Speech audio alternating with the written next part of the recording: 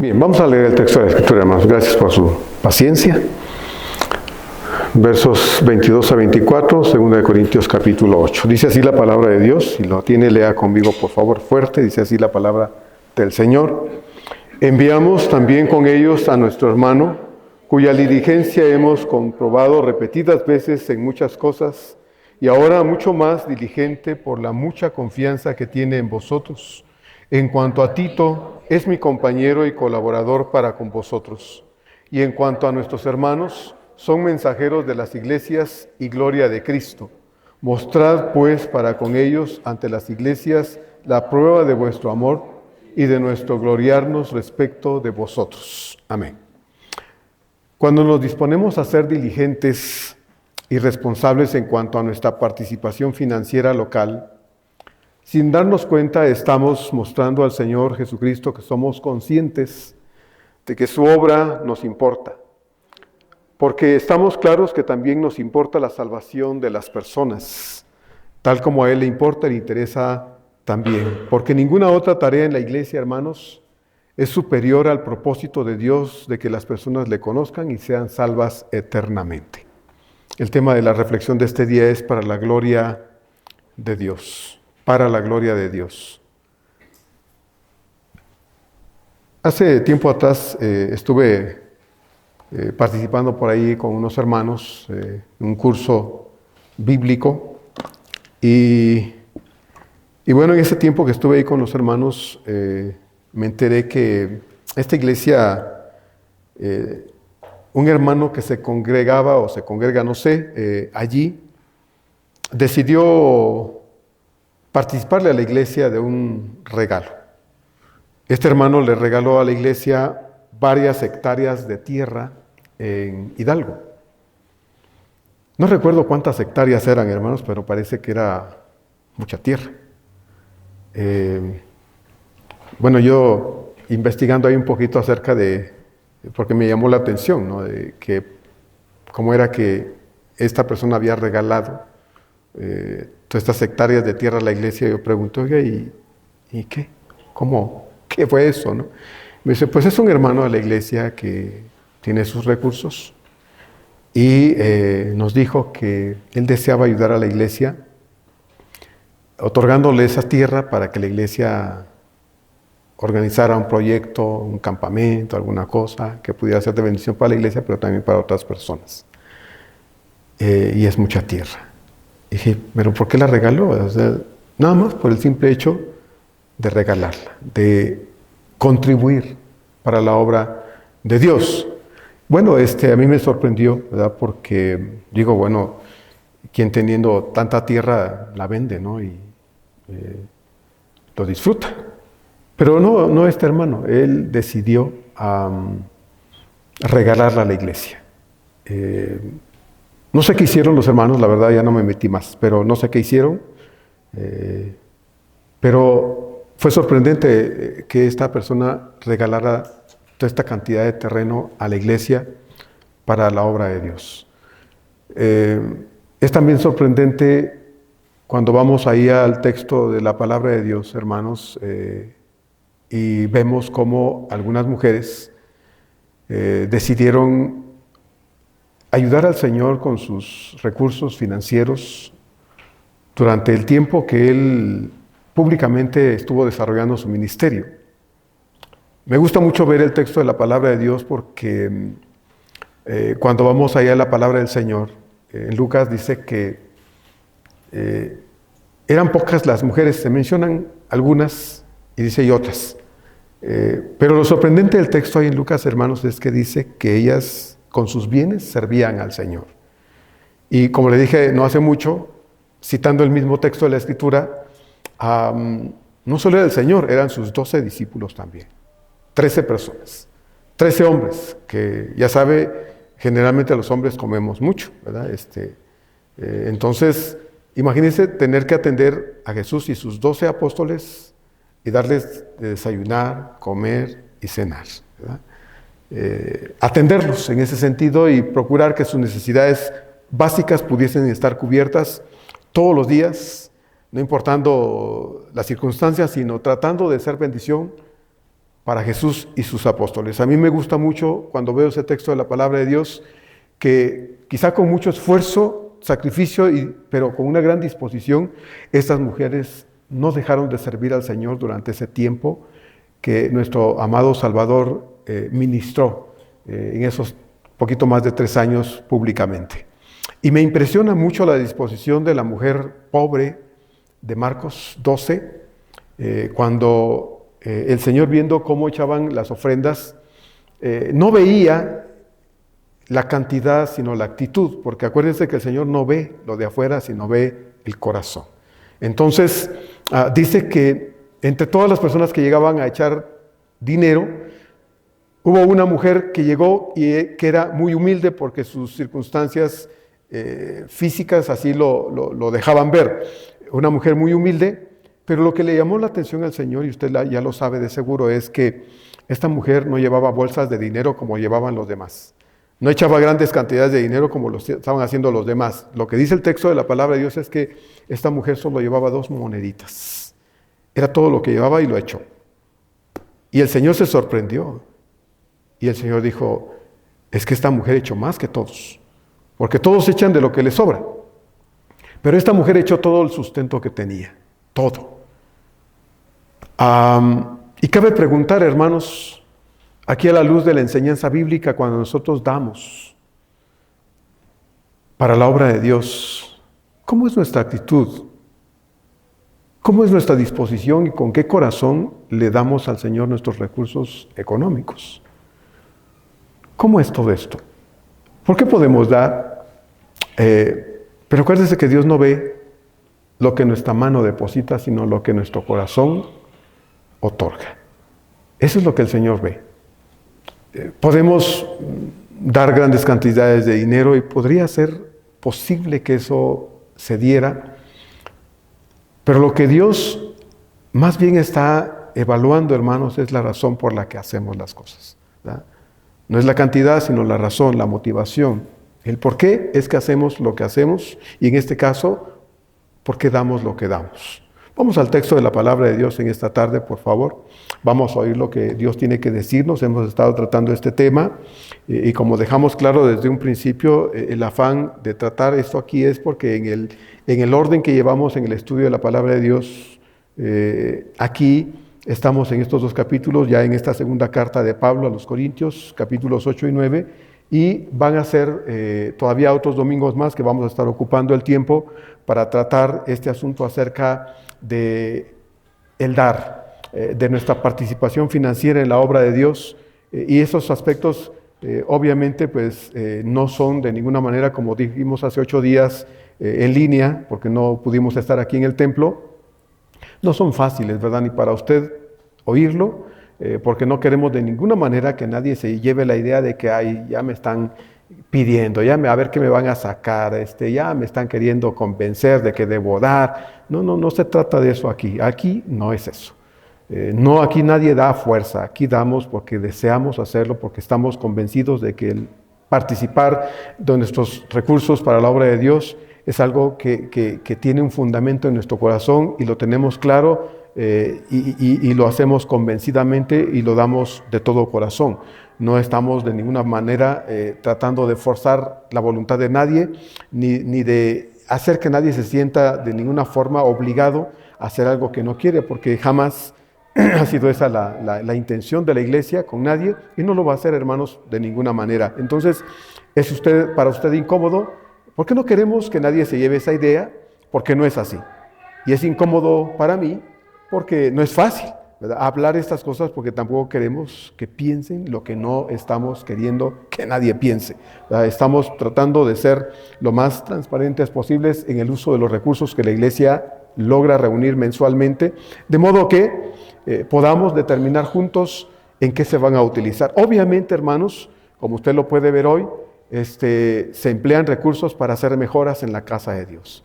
Empleamos recursos para que nosotros tengamos ciertas comodidades, que usted no esté sentadito en una silla de metal ahí, ¿verdad?, dura, que esté un poquito acojinada y que pues eso le dé a usted un poquito de comodidad cada vez que viene a la casa de Dios. que tengamos los recursos suficientes para que usted, si quiere utilizar los servicios, los utilice. Tenemos agua, tenemos luz eléctrica, en fin, todo lo que Dios nos provee tiene un costo y eso se cubre con los recursos que todos nosotros aportamos, gracias a Dios. Pero nunca, nunca, nunca hemos hecho sentir a nadie que tiene que dar. Nunca, hermanos, nunca ha sido así. Entonces queremos continuar con esa misma visión, ¿verdad? En ese mismo plano de que lo que hacemos, lo hacemos todo, incluyendo nuestra participación financiera, de manera voluntaria y convencida. Sabemos pues que Dios no nos va a voltear de cabeza y nos va a sacudir hasta que caiga el último centavo, y nosotros tampoco lo vamos a hacer, porque cada uno determina de acuerdo a la intención de su corazón lo que quiere darle al Señor. De lo contrario, mejor no lo hagamos, ¿verdad? Mejor disfrútelo de otra forma, vaya e inviértalo en algunas otras cosas que tal vez requiera usted, su familia, su hogar, lo que sea, pero no lo dé a la fuerza, ¿verdad? No lo haga, porque es mejor no dar nada a fuerza, ¿verdad? Que darlo y sentir en el corazón el pesar de que no quería darlo y ya lo di. No, eso no funciona así, hermano. No hagamos eso, porque esto es para el Señor. Entonces Pablo dice en el verso 22 que ya leímos: enviamos también con ellos a nuestro hermano, cuya diligencia hemos comprobado repetidas veces en muchas cosas, y ahora mucho más diligente por la mucha confianza que tiene en vosotros. Como vimos la semana pasada en el verso 18, Pablo, hermanos, menciona a un hermano del cual él omite su nombre. No dice nombre, no menciona a ninguno particularmente, porque el propósito de Pablo en este caso no era decir un nombre, aunque, como dijimos, algunos lo asocian con algunos nombres que dimos específicamente con Lucas y con Apolos. Y dijimos que, bueno, algunos eruditos dicen que es muy probable que hubiera sido Apolos. No queremos insistir en que fuera él, porque si Pablo no lo puso, por alguna razón Dios no dejó que así fuera. Tampoco queremos insistir en ponerle un nombre a esto, aunque lo decimos, porque cuando usted oiga algunos otros estudios o lea acerca de esto, usted podrá ver esas cosas, y queremos anticiparnos a ello, ¿verdad? Si es que es posible anticiparse y decirle que esos son los candidatos que algunos ponen, ¿verdad? Para que fuese el hermano del versículo 18, probablemente Lucas o probablemente Apolos. Entonces dice que él pues no puso un nombre ahí, pero ahora menciona en el verso 22, dice que también con ellos iba a enviar a este otro hermano en el verso 22. Pablo vuelve a citar de nuevo otro hermano, pero hoy no tenemos ningún dato. La mayoría de las personas prefieren omitir alguna posibilidad, así es que vamos a ser respetuosos de eso también y no vamos a proponer ningún nombre. Pablo tuvo sus razones, sus motivos, hermanos, para no poner el nombre de esta persona acá, así es que lo vamos a respetar también. Y aunque la identidad de esta persona sigue siendo desconocida, lo que sí podemos decir, hermanos, es que Pablo sí sabía quién era. No solo lo conocía de nombre, sino lo conocía como persona y lo conocía como creyente. Este hombre era un conocido de las iglesias de aquella región. Lo que también es posible notar en el texto, hermanos, es que es muy probable que la iglesia de los Corintios no conociera a este hermano aquí. Probablemente era conocido de las iglesias del Asia Menor y de Macedonia, pero no conocido en la región de Acaya, donde estaba Corinto. Entonces Pablo decide enviarlos con Tito, a quien ellos conocen bastante bien y que había regresado apenas de Corinto. ¿Recuerda usted de haber llevado aquella carta severa en donde Pablo habló con fuerza, con dureza, y que trajo como resultado la renovación de un arrepentimiento de la iglesia corintia que se había apartado de Dios, y que se había no solo apartado de Dios, sino que se había vuelto enemiga en la mayoría de los miembros de la iglesia del hermano Pablo, del apóstol Pablo. Entonces, ya que Tito regresó con la noticia, excelente noticia, de que los corintios se habían arrepentido, de que habían dispuesto en su corazón renovar su amistad y su amor con Pablo, bueno, Pablo ahora vuelve a tomar a Tito y le dice: oye, Tito, mira, no creas que abuso de tu amistad, no creas que abuso de la relación que tenemos entre tú y yo, pero necesito de nuevo que vayas a Corinto. ¿Estarías dispuesto a ir? Y Tito, hermanos, mire, Tito era de esos hombres que están dispuestos a lo que sea. Gracias a Dios cuando hay gente en la iglesia que no pone peros, ¿verdad? Que no dice: ay, otra vez. Tal vez no lo dice, pero le dice uno y hacen caras, ¿no? tuercen la boca, ya hacen los ojos para allá y para acá, como que dice, ya me estás molestando otra vez. No era de ese tipo de persona, hermano. No, Tito no era así.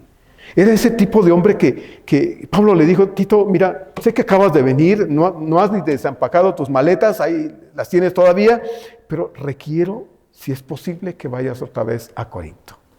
Y Tito, hermanos, le dijo, Pablo, para eso estoy acá. Para lo que tú digas, para lo que tú me indiques. Si tú quieres que regrese a Corinto una y otra vez, para eso estoy aquí. Dios me puso para ayudarte, Dios me puso para hacer de bendición en tu vida, en tu ministerio. Y si requieres que vaya a Corinto, si requieres que vaya a lo que sea, Pablo, solo dímelo y yo lo hago. Es como decimos aquí, di rana y yo salto, ¿verdad?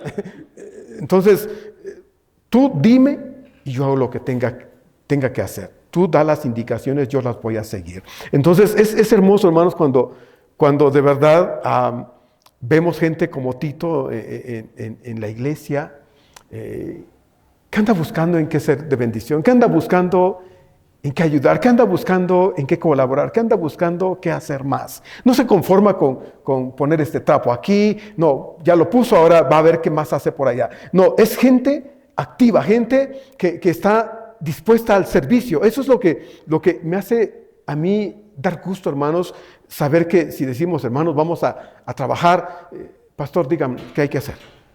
Así hay gente acá, gracias a Dios. Dígame qué hay que hacer. Ya traen sus guantecitos, se van y se cambian, ya vienen cambiados, vienen dispuestos a lo que sea. Y yo doy gracias a Dios por eso, hermanos, porque de verdad el hecho es que necesitamos gente como Tito en las iglesias. Gente que no solo quiera dar una clase, sino también quiere ensuciarse cuando hay necesidad de ensuciarse, de entierrarse, de enlodarse, de llenarse de cemento, de lo que sea, porque hay que servir al Señor. Eso es lo importante acá. Entonces, vemos pues que Tito era un hombre de confianza de Pablo, tanto como él era este hermano del verso 22, a quien Pablo sí conoce, aunque no nos da su nombre.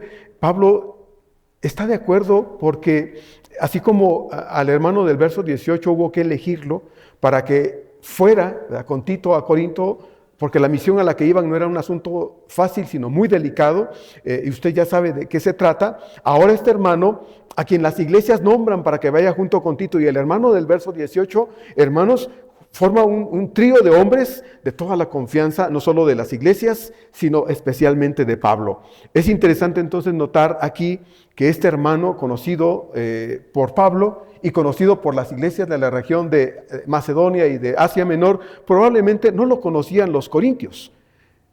Así es que Pablo se decide enviar en parte esta carta con ellos para que pudieran los hermanos en Corinto recibir a estas personas, de modo que aunque en el caso del hermano de este verso 22 no lo conocieran, eso no significara que los corintios dijeran, a este hermano y a Tito lo conocemos, pero este otro, ¿quién es? ¿Para qué nos traen gente desconocida al templo? ¿Para qué meten a gente que no sabemos ni quién es cuando la situación por la que vienen es tan delicada como es dinero? No, Pablo, hermanos, tiene la plena confianza de que este hermano del verso 22, que es un desconocido completamente, para nosotros y para la iglesia de los Corintios probablemente no lo era para las iglesias, que lo nombraron para ir en esta misión tan delicada que era llevar el dinero que todos habían reunido, ¿verdad? Acuérdese, ya llevaban todo ese dinero e iban para ver lo que los corintios habían reunido y ahora juntarlo todo y llevar todo ese dineral, hermanos, a la iglesia en Judea. Entonces no era algo fácil y no es cualquier persona, como le dije ya en algunas ocasiones, que se nombra en la iglesia para poder manejar y cuidar los recursos de Dios que la iglesia aporta responsablemente. Pablo dice, cuya diligencia hemos comprobado repetidas veces, muchas veces. Es decir, no solo era alguien a quien Pablo conocía porque de vez en cuando lo veía, porque de vez en cuando se cruzaba por ahí con él, porque de vez en cuando estaba en alguna reunión de las iglesias. No, era un hombre al que Pablo trataba personalmente y al que Pablo, hermanos, había probado literalmente para saber si era un hombre de integridad, honrado y un hombre derecho. Pablo dice, lo hemos comprobado, lo hemos puesto a prueba repetidas veces, muchas veces, en muchas cosas. Por decir, Pablo lo invitó a su casa y dijo, sí hermano, ahí está, tengo que salir a la tienda a comprar algo, pero quédate en tu casa. Y dejó por ahí unos billetitos, ¿verdad? A ver si el hermano no se los quedaba. Le dijo, puedes dormir aquí, hermano, yo no voy a dormir hoy, pero tienes necesidad de un techo, quédate aquí en mi casa. Pablo no se puso a guardar en la caja fuerte todas sus joyas y sus dineros. No, Pablo lo dejó todo en su lugar, y cuando regresó Pablo lo vio todo de nuevo en su lugar. No sé de qué otras formas puede usted imaginarse que lo había probado Pablo a este hombre. Pero había sido capaz de demostrar este hermano desconocido a Pablo que era un hombre por completo confiable, honrado y de mucha integridad. De modo que Pablo, cuando las iglesias dicen a este hermano, Pablo no tiene el empacho de decir, yo también doy mi voto de confianza para que vaya. Porque se trata de dinero, porque se trata de llevar una gran cantidad reunida para las iglesias de esta región, y lo van a llevar para juntarlo con lo que los hermanos corintios han reunido y llevarlo ahora y trasladarlo a Jerusalén. No cualquiera puede, hermanos, asumir esta responsabilidad. Como le dije hace unos días, no podemos poner en la iglesia a alguien que todo el tiempo anda quebrado económicamente, ¿verdad? Porque lo que vamos a poner en sus manos es una gran tentación. Cuando tenga la tentación de querer tener un recursito para alguna situación, ¿qué va a decir? Ay, ahí está ese dinero. Yo sé que es de la iglesia, pero lo voy a usar y al rato lo devuelvo. Esa es la crisis, la situación en la que a veces algunas iglesias se ven cuando ponen a personas que no ha sido comprobada su honradez, ¿verdad? Y que se puede confiar en ellos como para saber que se puede depositar en sus manos los recursos que la iglesia aporta para la obra del Señor. Entonces, Pablo dice, hemos comprobado repetidas veces en muchas cosas la honradez de esta persona. De manera que aunque los corintios en este caso no conocieran al hermano que llegaba con Tito y el hermano del verso 18, si Pablo decía que él personalmente se había dedicado a verificar la integridad y la honradez de él, entonces tanto Tito como el hermano del verso 18 podían ir tranquilos de que no llevaban consigo a un ladrón disfrazado de cristiano, de que no llevaban consigo a un impostor de ser cristiano que se iba a querer robar los recursos y que los iba a comprometer a ellos en el camino. No, hermanos, esto no era así. Pablo pudo transmitir esta confianza a Tito y al otro hermano, habiéndoles dicho, hermanos, esta persona puede ir con la plena confianza de que es alguien honrado completamente. Cuando los primeros diáconos fueron elegidos en Hechos 6, el primer requisito para ser nombrado como diácono, recuerda usted ahí en el texto, es que los hombres que se debían elegir para una función que no era financiera, pero que tal vez tenía que ver, tal vez sí, con tratar de ciertos recursos, pero más era el de repartir las ayudas que se daban en la iglesia, que eran probablemente despensas y asuntos así como de dar cuestiones de comida y ropa y otras cosas, no tanto dinero, aunque tal vez sí lo tocaban. Era un trabajo muy sencillo. Lucas dice ahí en Hechos 6 que el primer requisito que se requería de estos hombres era que fuesen de buen testimonio. El verso 3 dice ahí en Hechos 6, buscad pues, hermanos, de entre vosotros a 7 varones de buen testimonio, llenos del Espíritu Santo y de sabiduría. Y como se dijo la semana pasada, ¿verdad? Y lo vuelvo a puntualizar, hermanos, es que si para realizar dicha tarea en Hechos 6 se requería que los hombres que se elegirían fuesen de buen testimonio, llenos del Espíritu Santo y de sabiduría, hermanos, ¿con cuánta más razón no se requiere en la iglesia que quienes manejan los recursos de la iglesia, hermanos, sean y tengan las mismas características igualmente? ¿Cómo no? Aquí solemos decir cuentas claras, amistades largas, ¿verdad? Usted lo sabe. No es fácil manejar los recursos, ¿verdad? A veces de nosotros mismos. Cuanto más a veces es más complicado manejar, cuidar y administrar los recursos de una iglesia. Por lo tanto, entonces necesitamos ser muy cuidadosos cuando elegimos a las personas que tienen que ver con esos aspectos dentro del trabajo de la iglesia. No sé cómo fue que Pablo puso a prueba entonces la integridad de este hermano. No lo sé, solo puedo imaginarme y decir ciertas cosas que pudo haber hecho Pablo para decir, sí, es un hombre honrado un hombre íntegro, que está en la casa y no toca lo que no es suyo, que no está aquí y se mete a la cocina, se mete allá, se mete, no, es un hombre respetuoso, un hombre honrado, de integridad, de buen testimonio. No sé qué hizo Pablo, pero Pablo puede decir, yo lo puse a prueba muchas veces y he demostrado, me ha demostrado a mí y he demostrado que es un hombre en el que se puede confiar por completo.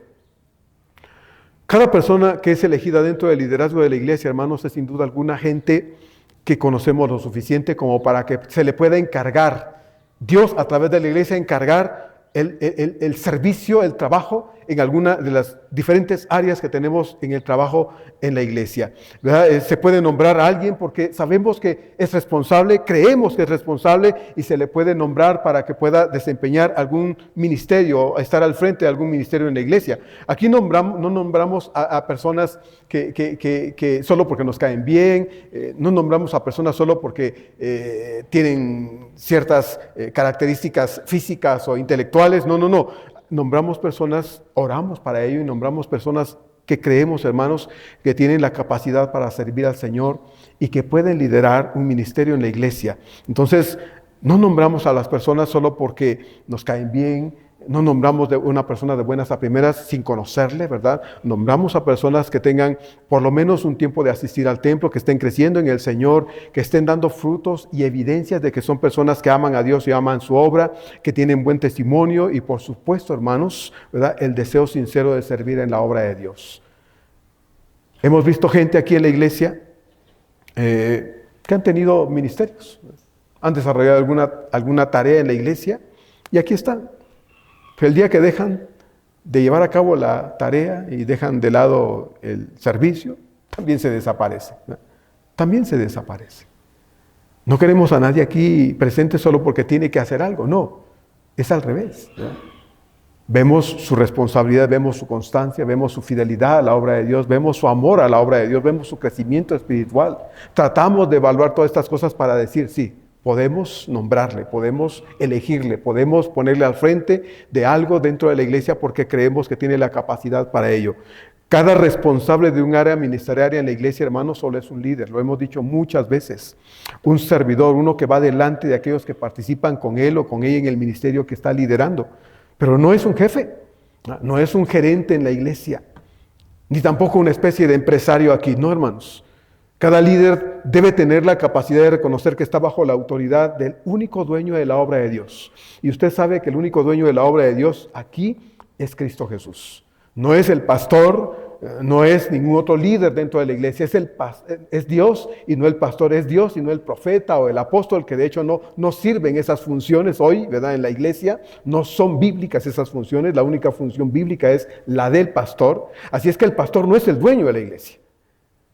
No es al pastor a quien se le da cuenta de lo que se hace o no se hace en la obra local, es a Dios.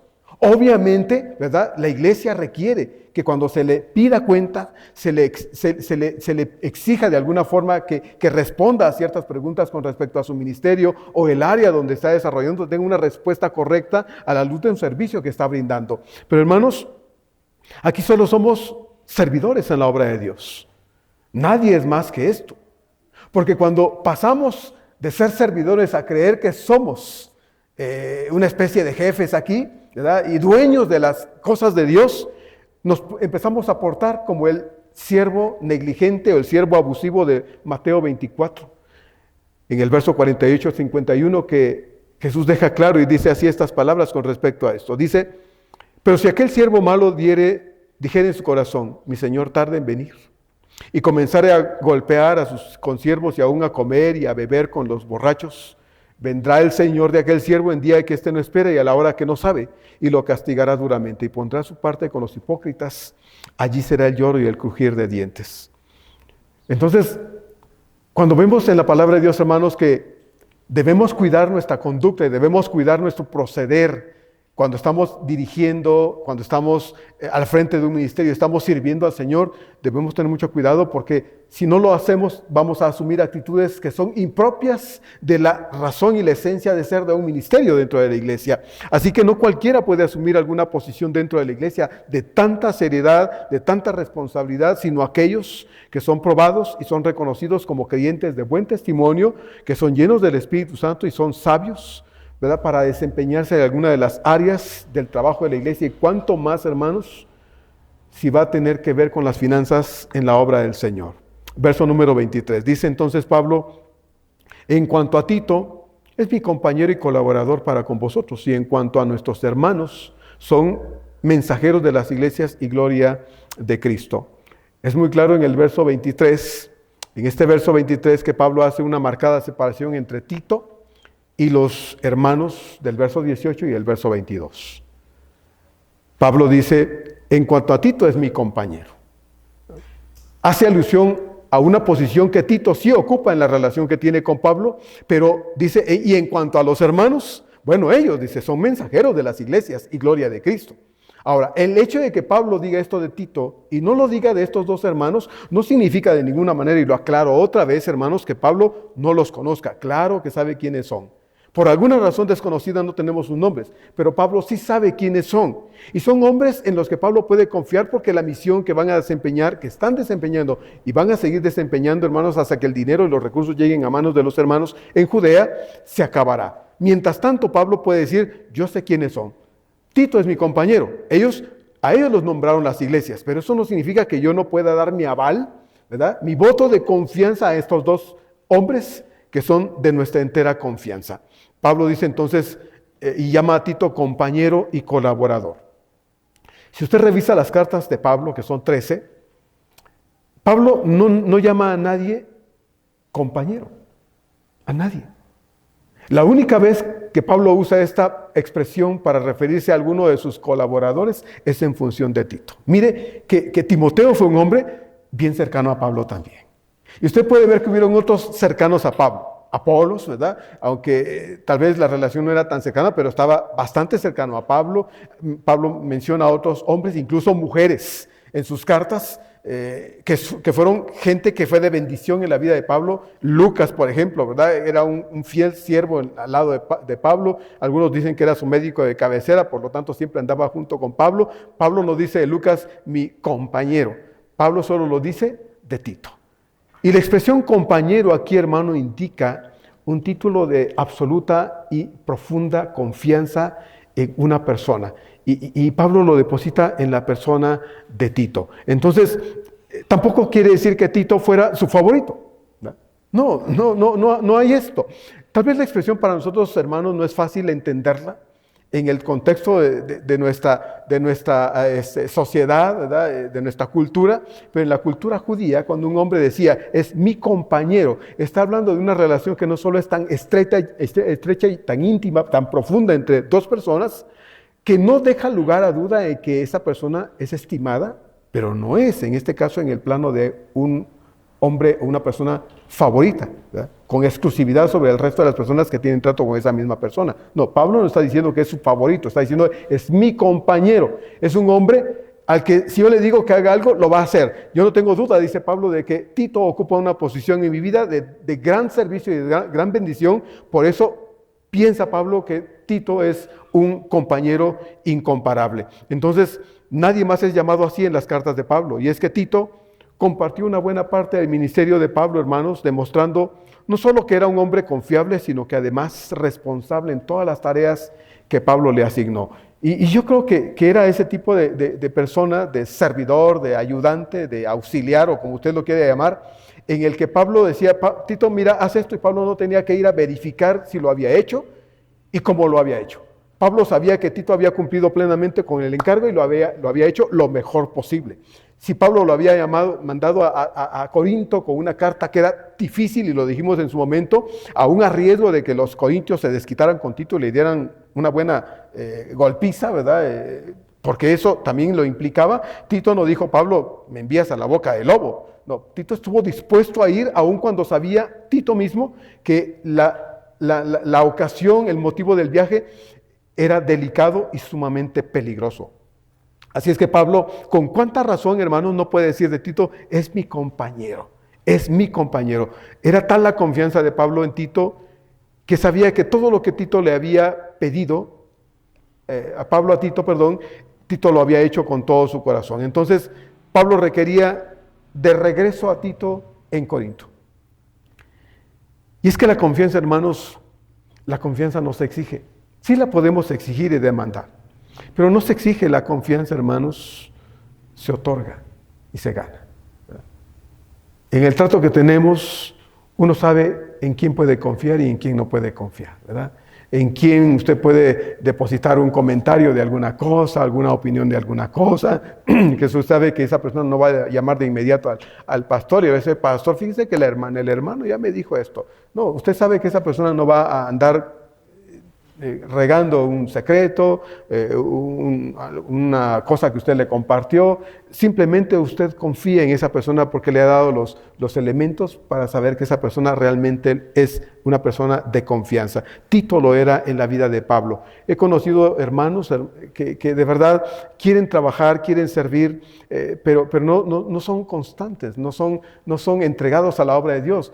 Son todo lo contrario. Y entonces no se les puede depositar en ellos, no se puede depositar en ellos la confianza, decir así, mira, te encargo que hagas esto, que hagas lo otro, porque eso es difícil, eso se vuelve imposible, ¿verdad? Tratamos de buscar entre los hermanos a gente que realmente pueda ser confiable, gente en la que usted pueda depositar esa seguridad de que de verdad lo que se le encarga lo va a hacer, y lo va a hacer sin que usted esté atrás como si fuese un capataz, ¿no? Con un chicote, con una regla, diciendo, oye, tú ve a hacer lo que se te encargó. No, es gente que hace lo que se debe porque sabe que en la conciencia, en su corazón, lo que sabe es que le está sirviendo a Dios. No le está sirviendo a quien le pidió que lo hiciera, a quien le encargó que hiciera algo, sino le está sirviendo al Señor. Esa era la actitud de Tito, por lo tanto Pablo puede decir de Tito, es mi compañero. Tito era modelo y prototipo en muchas cosas, hermanos. Un verdadero siervo. De eso era Tito, un modelo y un prototipo de un verdadero siervo. Uno que no ponía caras, como les dije ya hace un momento, ¿verdad? Uno que no decía, pero no decía eso Tito. Uno que no ponía dilaciones, uno que no daba excusas, sino que estaba siempre dispuesto y atento, como el atleta que está allá en la posición de salida y solo está esperando el banderazo, la señal para salir disparado. Eso era Tito, hermanos. Un hombre siempre dispuesto, buscando en qué podía ayudar, en qué podía colaborar, siempre preguntándole a Pablo, probablemente, Pablo, ¿hay algo que hacer? ¿En qué te puedo ayudar? ¿En qué te puedo servir? Ese era Tito. Por lo tanto, Pablo puede decir con toda la confianza de su corazón, Tito es mi compañero. Y hermanos, como le dije ya, ¿cómo quisiéramos tantos Titos en la iglesia? ¿Verdad? Que se dice, hermanos, vamos a venir el sábado a limpiar el templo porque ya se hizo el firme. Y vienen todos. Y ya está haciendo fila para agarrar la escoba porque tenemos pocas escobas. Y entonces haciendo fila para agarrar la escoba, otro para agarrar la pala. Otro trepado allá buscando. No se le dijo trépate, ya está trepado allá. Quisiéramos Titos en la iglesia, dispuestos a no hacer caras, a no poner peros, a no poner dilaciones, sino a decir, ¿en qué puedo ayudar, hermano? Aquí estoy. No antepone otras cosas, sino está dispuesto a hacer lo que tenga que hacer, ¿verdad? Porque sabe que lo que hace, lo hace para Dios. Entonces, la pregunta yo pregunto, ¿realmente somos así? ¿Estamos dispuestos a dejar otras cosas? ¿Estamos dispuestos a hacer a un lado otras cosas? ¿Estamos dispuestos, hermanos, a renunciar a otras cosas, a sacrificar otras cosas, a esforzarnos para servir como Tito? ¿Somos como él? Y estoy hablando, hermanos, de hacer cosas, ¿no? De venir a limpiar, de venir a hacer cosas. No estoy hablando de dirigir un ministerio, sino estoy hablando de cuestiones que son tan simples y cualquiera las puede hacer. De eso estoy hablando. ¿Cuánto más si los que han asumido alguna de las diferentes responsabilidades ministeriales en la iglesia, hermanos, estamos llamados a servir con todo el corazón, ¿verdad? A ser gente diligente, gente entregada, dispuesta a lo que sea para servir al Señor, no por un tiempo.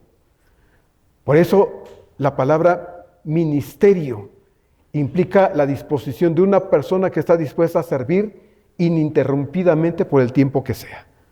Ministerio.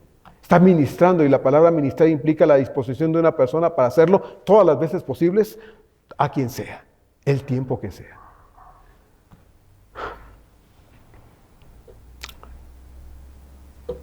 Tito era un servidor de corazón.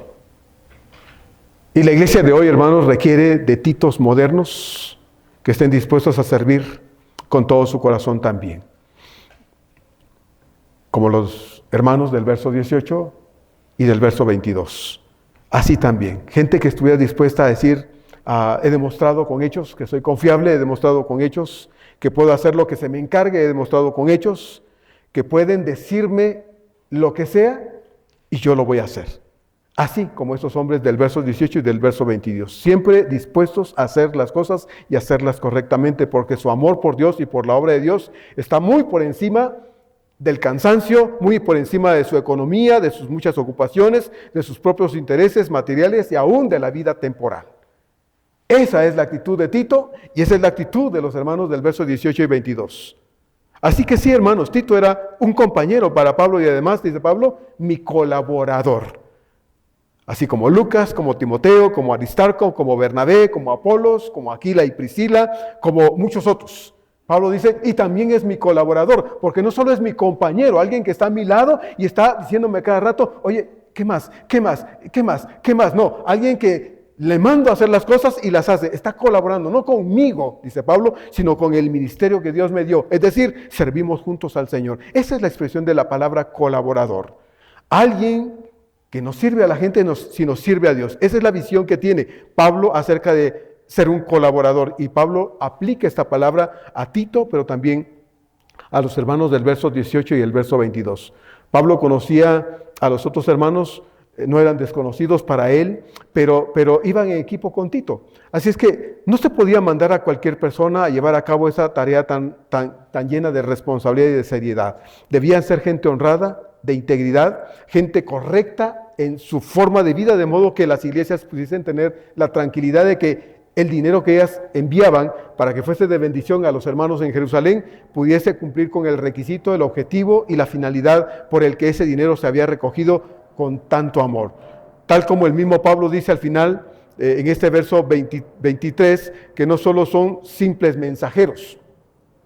La palabra mensajero, de hecho, viene de la palabra apóstol, que significa uno que es enviado a o para. Entonces eran apóstoles, no obviamente en el sentido en que lo fueron los hombres a los que el Señor eligió para estar con Él, pero sí en la función de cumplir con una misión. Pablo dice entonces que no solo eran simples mensajeros, al final dice Pablo que también eran hombres para la gloria de Cristo, es decir, hombres que en su vida práctica reflejaban a Cristo y vivían para agradar a Cristo. Por lo tanto, ¿cómo no confiar que su conducta sería en esta tarea tan delicada que era transportar ese dinero, hermanos, que sería intachable, irrefutable y honrada en la encomienda que ellos debían cumplir? ¿Cómo no confiar que estos hombres iban a cumplir de verdad, hermanos, con esa tarea tan delicada?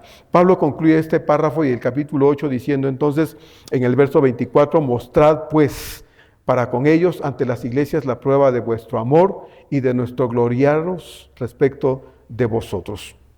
Los versos 22 y 23 han estado centrados en los delegados. Pablo ha estado hablando de Tito, Pablo ha estado hablando del verso 18 de este hermano, en el verso 22 del otro hermano que las iglesias nombraron para que acompañara a Tito y al otro hermano. Y ahora en este verso 24 Pablo enfoca sus palabras ya no en los mensajeros, en los enviados, en los delegados, sino en la iglesia de los Corintios. ¿Por qué lo hace? Bueno, lo hace, hermanos, porque estos tres hermanos que van para allá han oído de Pablo hablar de los corintios cosas hermosas, cosas preciosas. Han estado oyendo a Pablo decir que los corintios eran gente de gran corazón, hermanos que de verdad amaban a Dios, hermanos que de verdad amaban la obra de Dios, amaban a los hermanos que aunque no conocían en otras iglesias, los amaban porque estaban compenetrados en el corazón a través de la fe en Jesucristo. Y Pablo, ahora que van estos hermanos, y estos van con la expectativa de, híjoles, han de ser una iglesia preciosa, ha de ser una iglesia, también no hemos conocido una iglesia como la de los Corintios, porque todo lo que Pablo dijo de ellos nos deja así como con esa emoción de ya llegar y estar ahí para verificar que los hermanos realmente son hermanos como Pablo dice. Esto presiona a Pablo por un lado también. Porque imagínense que Pablo dijo un montón de cosas bonitas de los corintios. Y ahora los corintios llegan estos hermanos y se portan distinto de lo que Pablo les ha dicho. ¿Verdad? A quien van a hacer quedar mal, obviamente, es a Pablo por un lado, a Dios por otro lado, y a ellos como iglesia.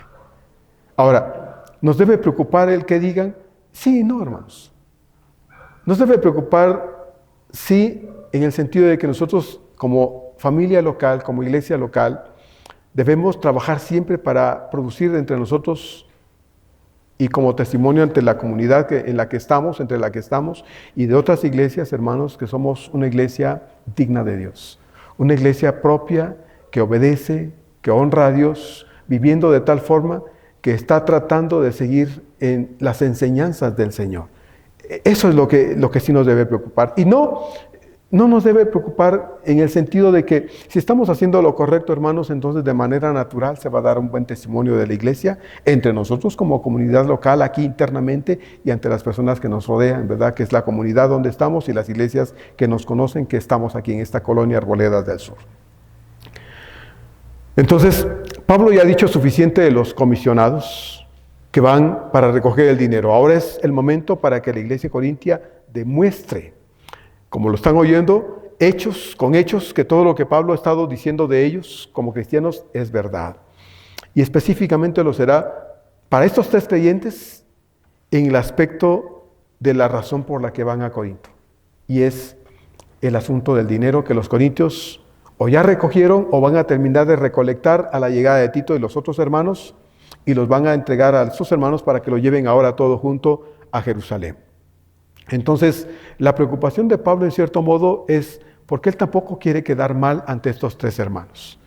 Él ha dicho cosas que es lo que Pablo siente en el corazón de sus hermanos corintios. Y esto dice algo muy bonito de Pablo, hermanos. Mire, Pablo no era un hombre diplomático simplemente. Uno puede ser diplomático, ¿verdad? Actuar con diplomacia en la relación que tiene con sus hermanos. Pero Dios no nos llama a ser diplomáticos. Dios nos llama a un amor genuino, nacido de un corazón transformado. El Señor dice en Juan que la prueba de que nosotros lo conocemos, ¿verdad?, es el amor entre nosotros. Es la forma en que cómo nos tratamos, es la forma como nos relacionamos. Si todo el tiempo estuviéramos peleándonos y acusándonos y aquí creando un ambiente de tensión, ¿verdad?, de pleito, imagínense qué terrible. ¿Quién querría venir? ¿Verdad? ¿Quién querría venir? Nadie, nadie.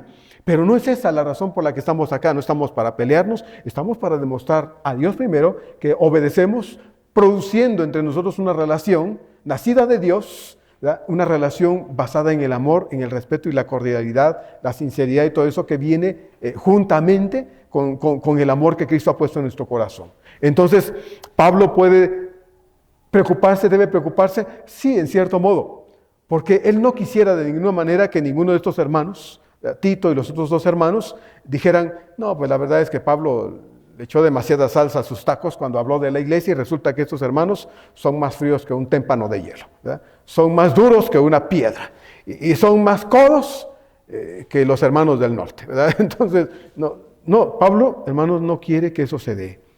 Entonces, lo que Pablo ha dicho es cierto, él lo siente en su corazón, él no ha tenido que ser diplomático hablándole a estos hermanos acerca de los corintios. Tito ya los conoce, el otro hermano del verso 18 probablemente conocía a los corintios, pero el hermano del verso 22, como dije, es muy probable que no conociera a los corintios y los corintios a él tampoco. Por lo tanto, lo que Pablo quiere es que se dé una buena relación y que la llegada de estos hermanos a Corinto se dé en un ambiente de tranquilidad, de modo que estos hermanos puedan estar tranquilos al llegar a Corinto y la misión se pueda cumplir, llevando los recursos a la iglesia de Jerusalén en momento y tiempo como se ha estado planeando.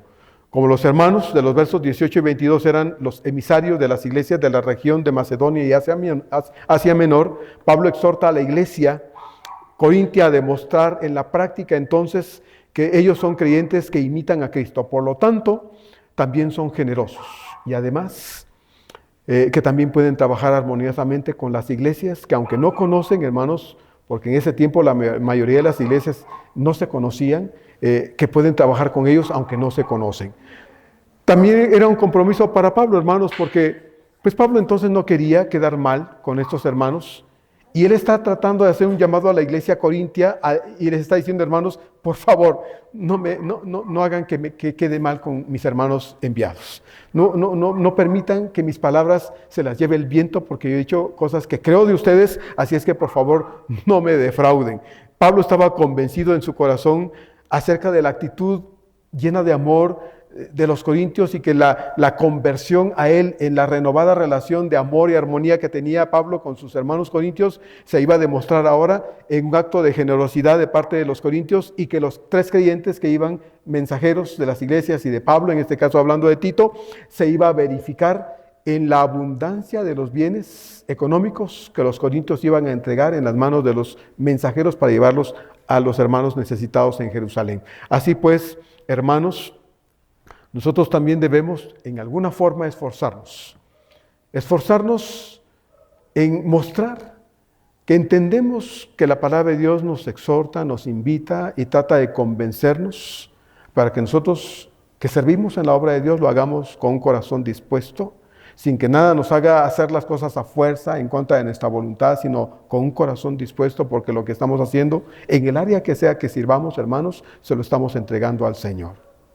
Como dije ya, Dios espera que seamos como Tito, que seamos como los hermanos del verso 18 y del verso 22, dispuestos a hacer lo que haya que hacer, porque tenemos la capacidad para hacerlo y porque Dios espera, hermanos, habiéndonos dado las habilidades y capacidades para ello, que nos involucremos en la obra del Señor.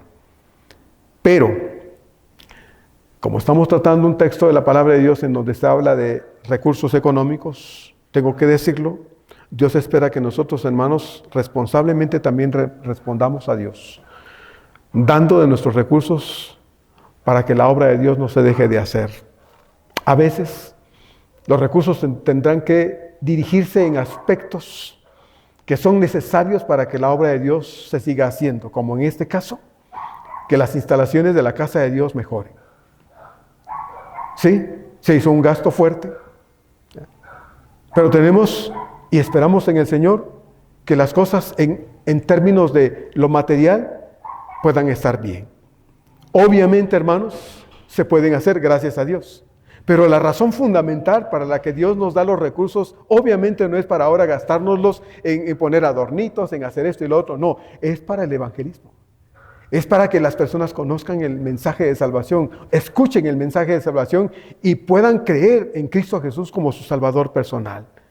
Es para eso que Dios nos da los recursos, ¿verdad? Pero no vamos a traer a la gente aquí, ¿verdad?, para que se meta entre lodo, para que esté aquí en la incomodidad. No, vamos a tratar de dar lo mejor que podemos en el aspecto de nuestras instalaciones para que lo demás se pueda dar, ¿sí? Y podamos, con la bendición de Dios, hermanos, dedicar los recursos.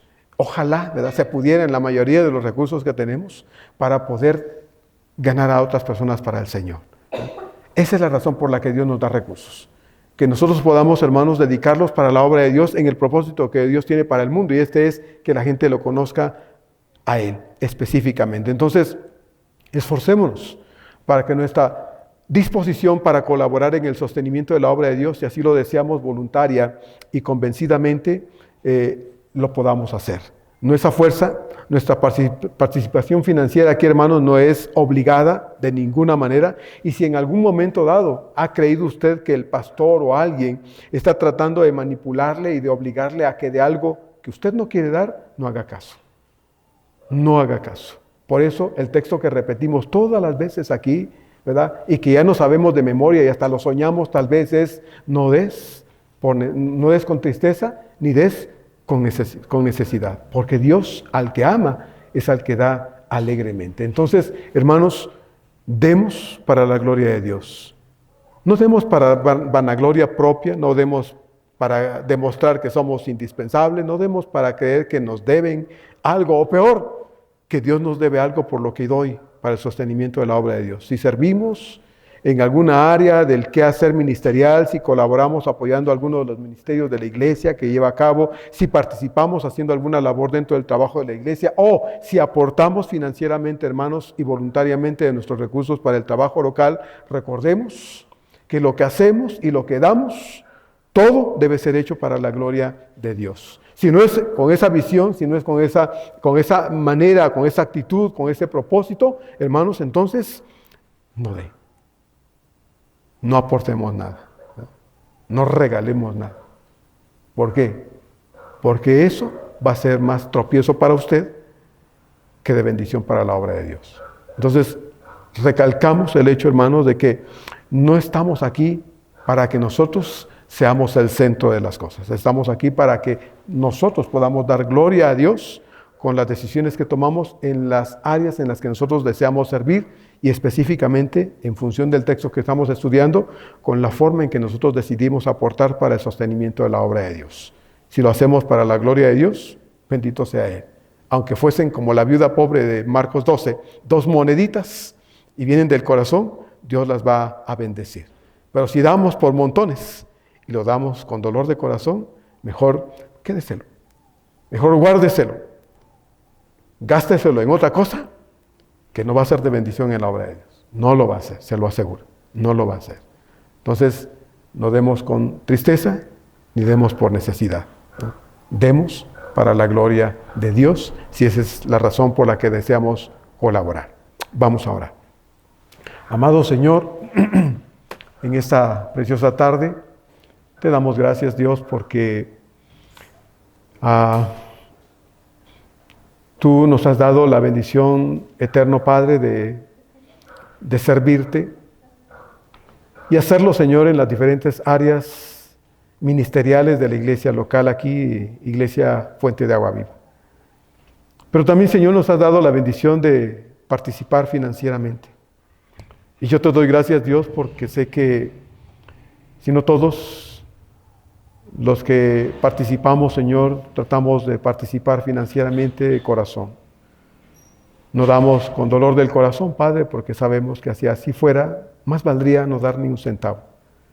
Damos de corazón alegremente, porque sabemos, Señor, que de todos modos nada nos pertenece. Si hemos llegado a entender bien, Señor, la función y el papel y la posición que tenemos de siervos, deberíamos entonces comprender, Padre, que lo que damos, de todos modos, no es nuestro, es tuyo. Te pertenece, Señor.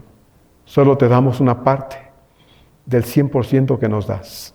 Amado Señor, te rogamos pues que nuestra participación aquí, Padre, sea siempre con alegría, de corazón, voluntariamente, Señor, y sin sentir que nadie nos forza, nos obliga a hacer cosas en contra de nuestra voluntad. Eso pasa en otras iglesias, sí, Señor, pasa en muchas iglesias, lamentablemente. Y muchas personas, Señor, salen de esas iglesias con un concepto equivocado acerca de las aportaciones financieras. Y creen, Señor, que todos hacemos igual, de abusar, de quitar, de arrebatar, de robar, de abusar. Y no es así, no es así. Así es que, Señor, te ruego que, Padre, quienes deseamos seguir ayudando en el sostenimiento de la obra local, lo hagamos convencidos, Padre, de que esto es para ti y que estamos tratando de ser lo más responsablemente posible, Señor, en las cosas y en las decisiones que tomamos del uso de tus recursos, porque estamos seguros, Señor, que lo hacemos de corazón y tratamos de ser lo más honrados posible, Señor, en el manejo y las decisiones que tomamos en cuanto a los recursos financieros aquí en nuestra iglesia. Muchas gracias, Señor, por lo que se hace, porque todo queremos, Señor, sea para tu gloria y tu honra. Eso es lo que te pedimos, Señor, que la visión que tenemos en cuanto al uso de los recursos, Padre, sean siempre en función de ello, para tu gloria y en el cumplimiento del propósito que tienes, de que la iglesia tenga recursos, Señor, y estos son para que la gente te pueda conocer y la iglesia no deje de trabajar, Señor, y pueda cumplir con el mandato que tiene de ir y hacer discípulos alrededor. En el nombre de Jesús te lo pedimos de todo corazón. Amén. Amén.